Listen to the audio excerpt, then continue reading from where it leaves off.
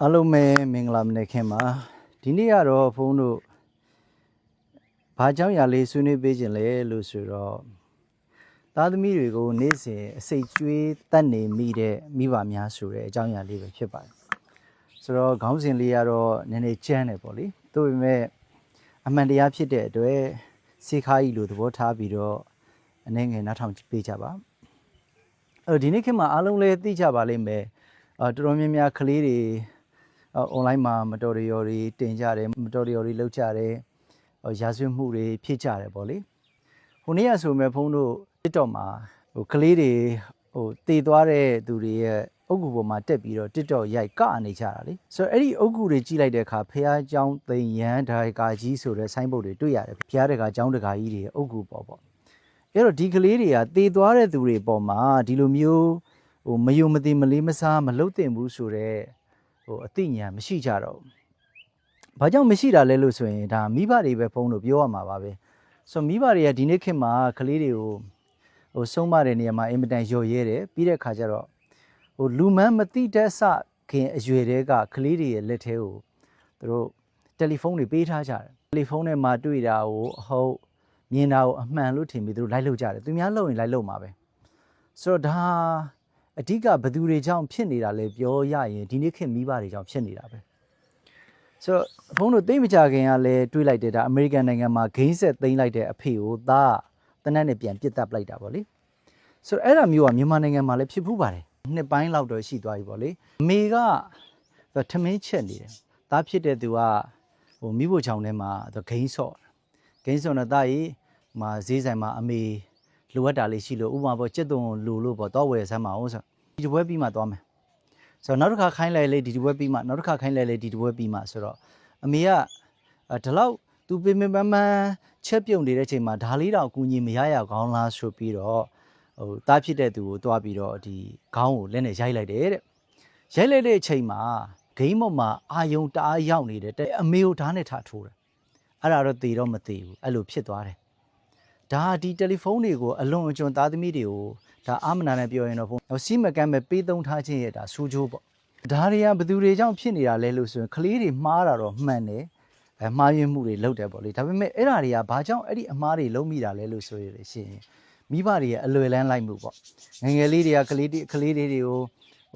ုအလုံးလုံးနေနဲ့ကလေးကဆော့ရဲစူရဲစကားပြောနေနဲ့ဆော့ရဲစူရဲဆိုလို့ရှိရင်မိဘတွေကဘာလုပ်လဲတယ်လီဖုန်းလေးပစ်ပေးလိုက်တယ်တယ်လီဖုန်းပစ်ပေးလိုက်တော့ကလေးကဒီဖုန်းကြည့်ပြီးငြိမ်သွားတယ်ဆိုတော့အဲ့တော့ကလေးကတော့ငြိမ်သွားပြီဆိုပြီးအဲ့လိုမျိုးလောက်တာကိုသဘောကျပြီးတော့မိဘကနောက်ကလေးစူတိုင်းမှာကိုယ်တိုင်အပင်ပန်းခံကလေးမထိန်တော့ဘဲနဲ့တယ်လီဖုန်းကိုကလေးကိုထိန်ခိုင်းလိုက်တယ်အဲ့တော့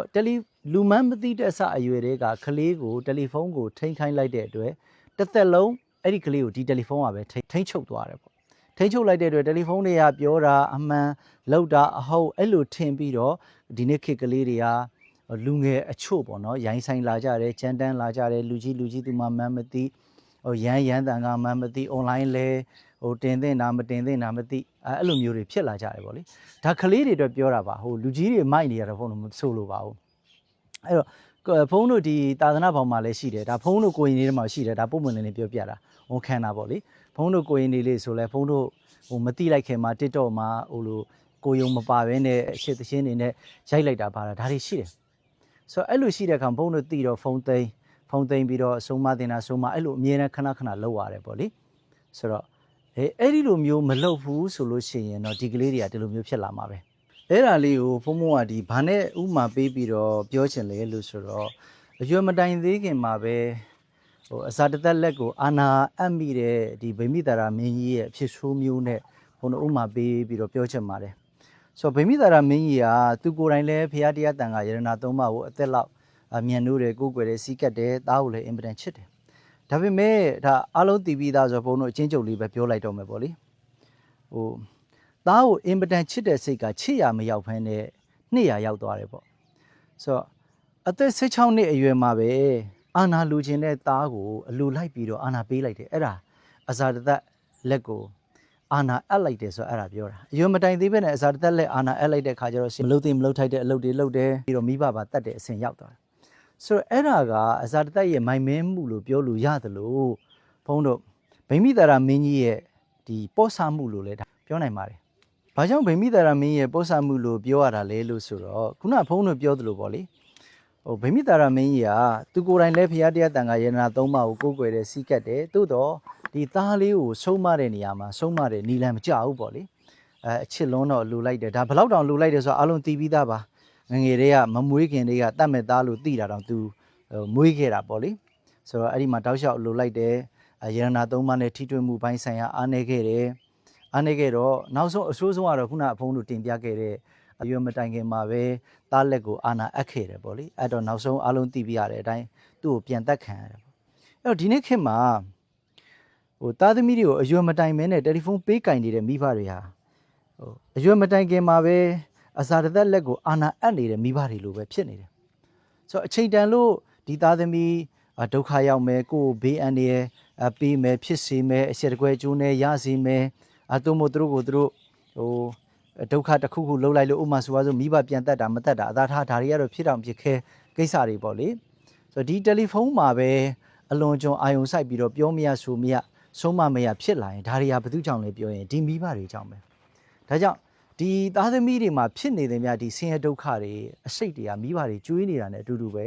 ဲဒါကြောင့်သားသမီးတွေကိုစီးမဲ့ကမ်းမဲ့နော်ထိန်းချုပ်မှုမရှိဘဲနဲ့ဖုန်းတွေ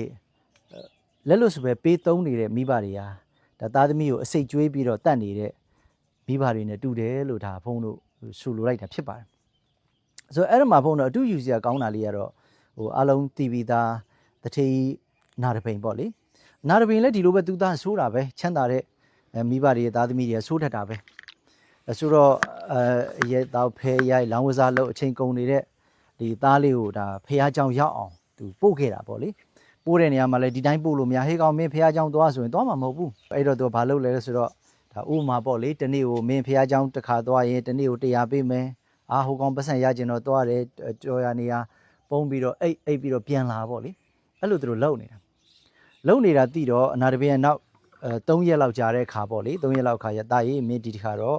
့ဟိုသွားယုံနေမရတော့ဘူးမြတ်စွာဘုရားထံကတရားတစ်ပုဒ်နာခဲ့ပါဘာကြောင့်လဲဆိုတော့အနုတ္တရပုရိသဓမ္မတာတ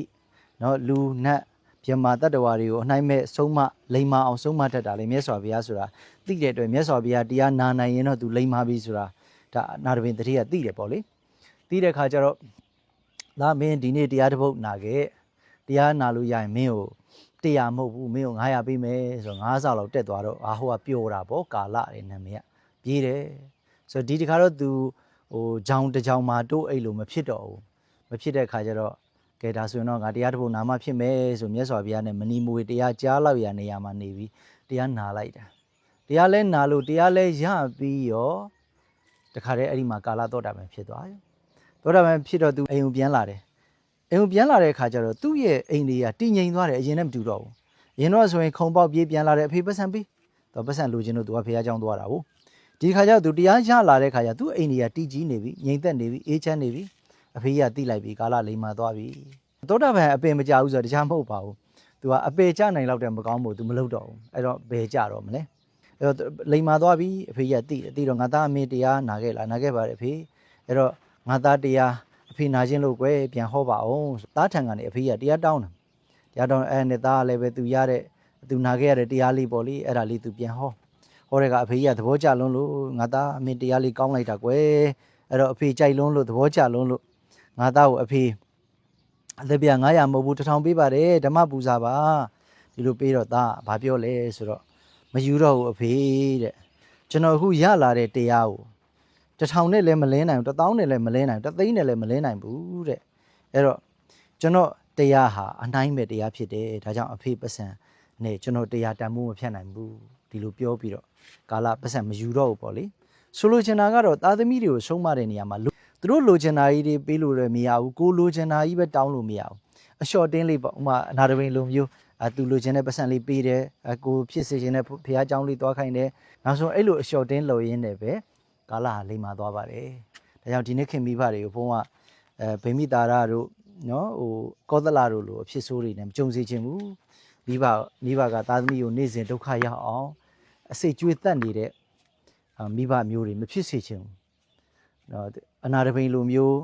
အလျှော့တင်းလေးနဲ့သူလိုချင်တာလေးလည်းပေးကိုလိုချင်တာလေးလည်းတောင်း ဒီလိုမျိုးလေးနဲ့လိမ္မာအောင်ဆုံးမနိုင်တဲ့မိဘဖြစ်မှတကယ်ဟိုအာဃမိဘเนาะသားသမီးပေါ်မှာတကယ်ကိုကျေးဇူးများတဲ့မိဘဖြစ်ပါလိမ့်မယ်မဟုတ်ရင်တော့အရွယ်မတိုင်ခင်အစာတသက်လက်အာနာအပ်တယ်လို့ဖြစ်သွားပါလိမ့်မယ်ဒါဒီနေ့ခေတ်တယ်လီဖုန်းတွေအင်မတန်အနေကြီးပါတယ်ဆိုတော့အရွယ်ရောက်မှအကောင်အဆိုးအကြောင်းကျိုးခွဲခြားနိုင်မှပေးသုံးတာဒါအဓိပ္ပာယ်ရှိပါတယ်နိုင်ငံခြားမှာဆိုလည်းဒီလိုပါပဲနိုင်ငံခြားတိုးတက်တယ်ဆိုတာအဲ့လိုတိုးတက်တာပါသို့တော့ဘုန်းတို့နိုင်ငံမှာကျတော့ဟိုကလေးခုနပြောသလိုရွယ်မတိုင်ခင်တွေကစကားကောင်းကောင်းမပြောတတ်ခင်တွေကတချို့ဆိုပြောကြသေးတယ်အမေငါသားလေးရတယ်သူများနဲ့မတူဘူးသူများတဲ့ထူးခြားတယ်တဲ့ဖုန်းလေးပေးလိုက်ရင်သင်စရာမလိုလှုပ်တတ်တယ်တဲ့အဲ့ဒါသူသားမှမဟုတ်ဘူးကလေးတိုင်းလှုပ်တတ်တယ်စာမတတ်တဲ့ကလေးတောင်လှုပ်တတ်တယ်ဒါဟာကလေးတွေကစူးစမ်းလိုတဲ့သဘောတဘာဝအားကောင်းနေတာအချိန်ဖြစ်တဲ့အတွက်သူတို့စိတ်ဝင်စားတဲ့အရာတွေဆိုတက်လွယ်ပါတယ်။ဟာဂုံယူစရာမဟုတ်ပါဘူး။တလွဲစပင်ကောင်းလို့မရပါဘူး။ဒါကြောင့်အဲ့ဒါလေးဒီနေ့ပြောချင်တာပါ။တယ်လီဖုန်းတွေပေးပြီးတော့ရွယ်မတိုင်ခင်သားရဲ့လက်ကိုအာနာအပ်တဲ့ဗိမိတာရမင်းလိုအဖြစ်ဆိုမျိုးမဖြစ်ကြပါစေနဲ့တယ်လီဖုန်းတွေကိုလည်းအချိန်နဲ့အခါနဲ့စီးနဲ့ကန်းနဲ့ပေးသုံးကြပါအရွယ်မတိုင်ခင်အုံနောက်လေးတွေအင်မတန်နှုတ်နေသေးတဲ့အချိန်မှာပေးမသုံးကြပါနဲ့တချို့၄ဘက်ထောက်ပဲရှိသေးတယ်တယ်လီဖုန်းပေးထားတာရှိတယ်နော်တယ်လီဖုန်းအင်တာနက်မကောင်းရင်တော့ငိုတယ်တဲ့အင်တာနက်လိုင်းမကောင်းရင်ငိုရောတဲ့ဆိုတော့ဘယ်လောက်တောင်ဒီကလေးရဲ့အချိန်တွေဆိုးမလဲဆိုတာတွေးတာကြည့်ပြီးတော့ဒါလေးပြောတာပါအားလုံးကြမ်းပါကြပါစေဘေးကင်းကြပါစေရန်ကင်းကြပါစေကောင်းကျိုးလိုပါဆန္ဒမှန်များပြည့်ကြပါစေ